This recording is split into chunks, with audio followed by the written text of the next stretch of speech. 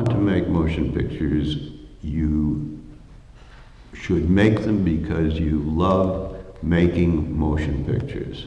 If you want to make money, go into real estate, become a venture capitalist, become a bank robber, do anything else. Don't go into films to make money. You can say, I would like to make money, but I also love making pictures. This is my life's career.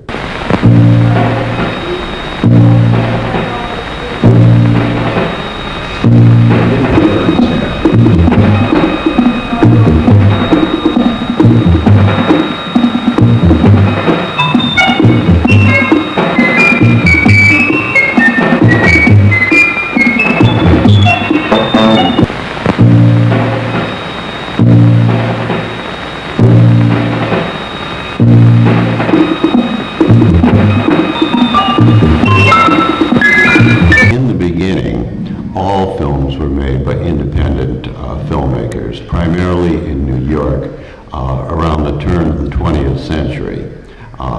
There was a gradual movement to California, to Hollywood, primarily because of the weather, but also you could shoot year-round, but also Edison had certain patents on filmmaking equipment, and there was a tendency to go to California and get lost in the desert somewhere and dodge the patent enforcement attorneys. So the two things worked together to build Hollywood. Around the time of the First World War, or a little bit later, some of the independents began to come together as the beginning of what are now major studios. For instance, the companies of Metro, Sam Goldwyn, and Mayer joined together, went public, and became MGM. Similar things happened at 20th Century Fox. William Fox joined with the 20th Century Film Company to become 20th Century Fox, and so forth. These major studios, backed by the money they'd raised publicly on Wall Street, began to dominate not only the production, but the distribution and the exhibition of motion pictures. The fact that they could control distribution and also had their own theaters, so they could put their own pictures in their own theaters, gave them a monopoly, and the independent film movement faded almost to zero, not totally to zero. There still were some independent filmmakers, but it was primarily the heyday of the major studios. That ended around 1949 or 1950, I'm not certain of the exact year, with what was known as the consent decree. The government sued the major studios on the basis they were monopolies, which they were, and they agreed to divest themselves from their theaters. That opened the door in the early 1950s to the beginning of the modern independent film movement. I started making in the late 1950s when that movement was just beginning to come up. I started as a messenger at 20th Century Fox, moved up to the story department, and eventually became a literary agent, wrote a script and sold it myself, went along for nothing as an associate producer in order to learn that end of it, and set myself up in a tiny office on Sunset Boulevard as an independent producer-director, having had credit as an associate producer and a writer. I said independent producer-director, I should say at that time independent producer.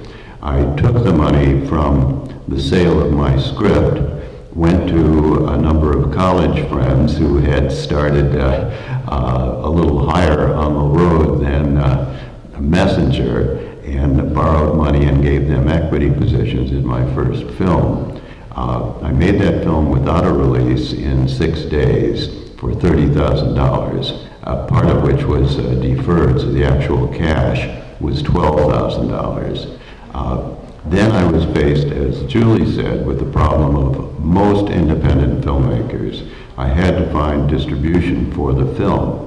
It was clear that the major studios were not going to be interested in a $30,000 film. It was a science fiction film I called it Stalked the Ocean Floor. I finally made a deal with Lippert, which was one of the small independent distribution companies. They felt my title was too arty, and they changed it to Monster from the Ocean Floor.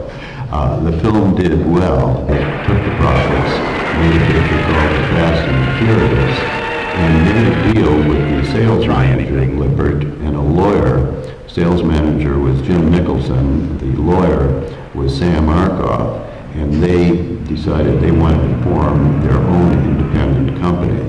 Now here is where I can give you a little bit of information that may be helpful.